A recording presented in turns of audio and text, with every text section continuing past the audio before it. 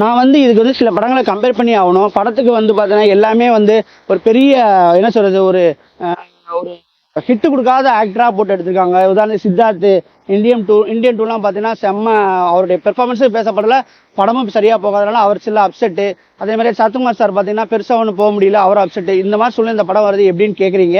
ஆனால் நான் சொல்கிறேன் இதே மாதிரி தாங்க டூரிஸ்ட் ஃபேமிலியும் சொன்னாங்க. சிம்ரனை கூட்டி அந்த ஹீரோயின் மாதிரி பண்ண வச்சாப்புல சசிகுமார் சாருக்கும் பெரிய ஒரு பிரேக் கிடையாது, அவரை கூட்டியாந்து நடிச்சாப்புல. அந்த மலையாளத்துல இருந்து ஒரு பையனை கூட்டியாந்து மகனா நடிக்க வச்சாப்புல, ஒரு சின்ன பையனை நடிச்சு அந்த அளவுக்கு பண்ணலையாங்க.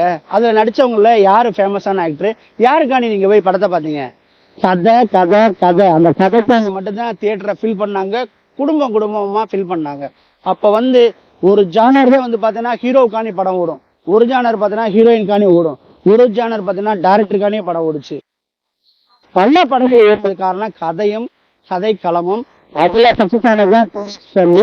அதே மாதிரிதான் சொல்றேன், இந்த 3 BHK பாத்தீங்கன்னா கண்டிப்பா சொல்றேன் கதைக்கானிதான் நம்ம உள்ள போக போறோம் ஒழிய சித்தார்த்தோட ஆக்டிங்கானி நம்ம போகல, சரத்குமார் சார் ஆக்டிங்கானி போகல.